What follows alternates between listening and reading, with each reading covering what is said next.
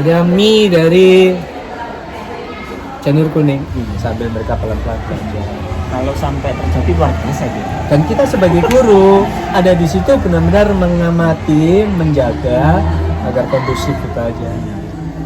Insya Allah kalau itu bisa, nanti rasa percaya diri anak-anak juga akan tumbuh. Kapan nih Pak kira-kira Pak lagi? Ayo kita ada momentum tahun ajaran baru nanti untuk kita bisa iyak lagi lah, untuk bisa lebih kompak lagi untuk menjalankan program apapun yang memang kita kehendaki. Kalau kita mau maju, kita nggak ada pergerakan, ya mana maju.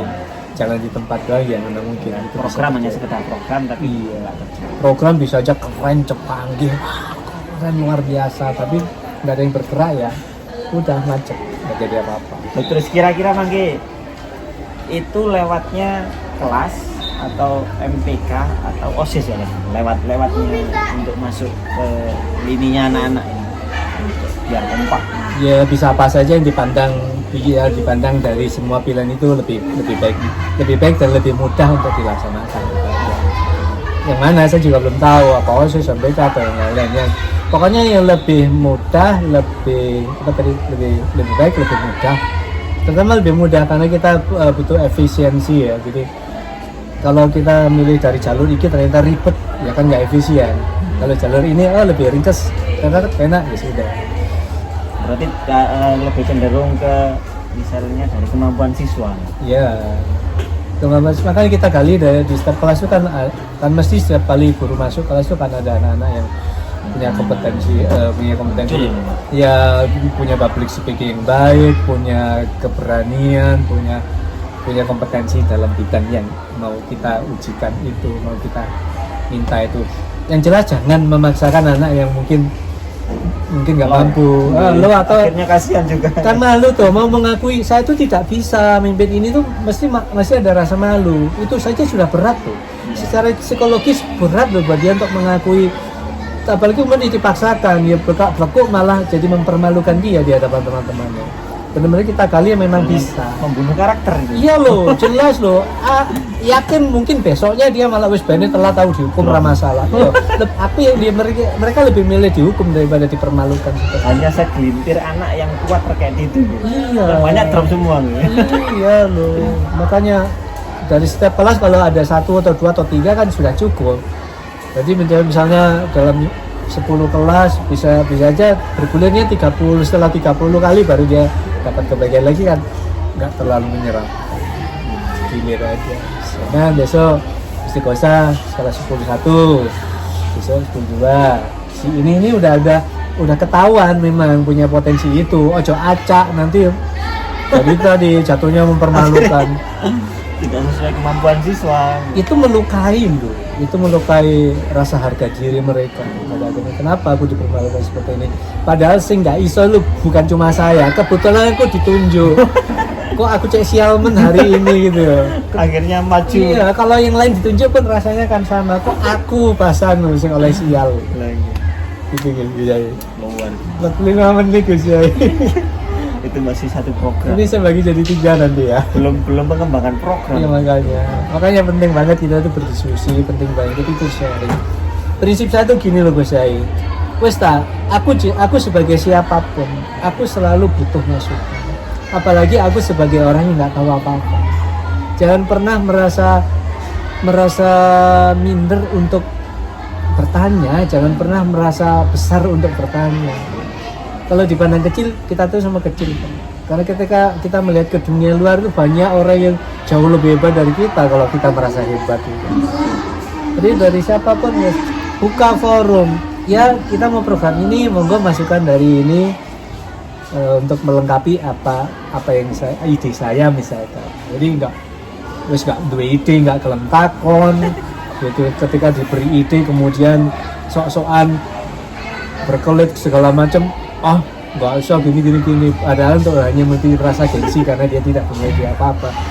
Ya kenapa harus begitu? Hidup susah amat, hidup itu mudah, hidup itu sederhana. Yang ini pada terjadi apa namanya? Sekolah kita kan sekolah label NU. Waduh, ke situ. Labelnya kan NU. Labelnya Islami lah. Ma'arif lah. Terus anak ini pembiasaannya adalah karena ahli sunnah, maka pembiasaannya kan juga sunnah. Salat duha, datang pagi jam 0, kemudian di situ ada timnya, kemudian tim pembiasaan, ada bagian absensi, bagian di depan, bagian kendaraan baru datang, kemudian ada bagian di dalam masjid yang membersihkan anak-anak dan mengimami, ada juga bagiannya. Akhirnya semuanya terkondisi. Ini kan jadilah sebuah program yang dijalankan. Nah, kemudian karena tadi itu targetnya adalah keislamin, akhirnya anak dicetak jadi anak yang pembiasaan itu muncul di anak, dan itu pun tidak langsung anak ini berubah jadi pembiasaan. Itu butuh proses tadi dengan alam jenengan tadi itu ditanya dan seterusnya. Nah, ini kan sudah jalan kan, sudah jalan, kelemahannya sudah kita ketahui, kita harus menguatkan dari sisi guru. Akhirnya targetnya penanganan siswa bagaimana, dan tidak harus dibentak, digali dulu akhirnya anak ini seperti apa, dan akhirnya dia sadar diri bahwa ini itu perlu dilakukan. Nah, selain itu ada kan, selain itu kira-kira program itu selain itu apa nih untuk mengembangkan lagi, kan ini sudah jalan, tapi kita tahu kelemahannya bagaimana, penanganannya jangan tapi luar biasa, tapi ada beberapa guru yang agak kurang lah. Akhirnya maka perlu kita kumpul, nanti kita sama misikan, dan kadang ada guru yang kayak gitu lah, kita ada di satu jalur yang sama. Akhirnya biar program itu berjalan lancar sesuai dengan diinginkan siswa dan sesuai dengan diinginkan oleh guru semisi. Nah, kira-kira program apa lagi yang sesuai? Misalkan saya ambil pandangan, kita itu sekolah, kemudian ada OSIS, ada departemen keagamaan, ada departemen kesenian, ada tempat macam-macam kan itu gitu. Subbit gitu. Kalau dari keadaan apa yang dihasilkan oleh anak-anak dari MPK tadi itu, terbentuklah OSIS, apa yang dihasilkan? Produknya ini mengapa yang nampak. Misalnya kalau dari kesenian, nampak kesenian apa? Kalau kita memaksakan Islami kontemporer, ya boleh, tapi anak-anak mau nggak? Ada band dan seterusnya, ini juga kesenian.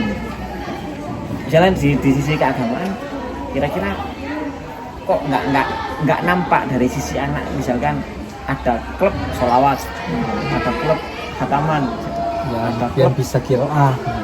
Itu bonus yang luar biasa. Ya.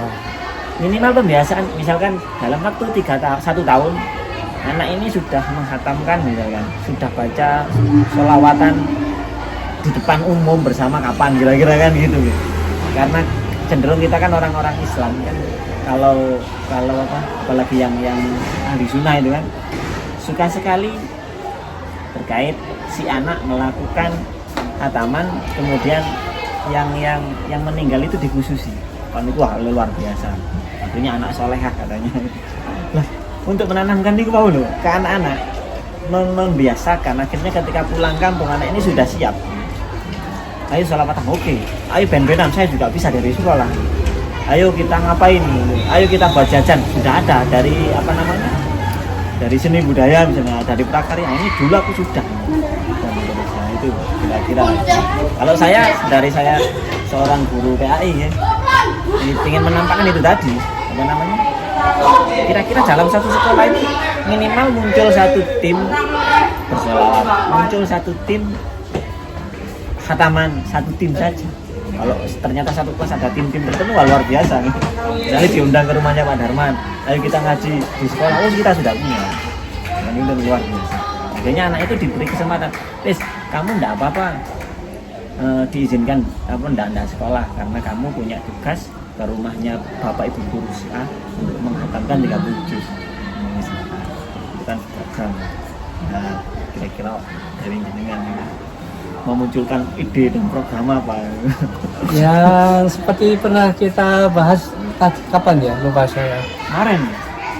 Lupa saya. Sebelum program. Apa yang masih di sini juga itu? Ya memang kita harus membangun. membangun ruang-ruang untuk bisa memungkinkan anak-anak itu muncul potensinya, kreativitasnya.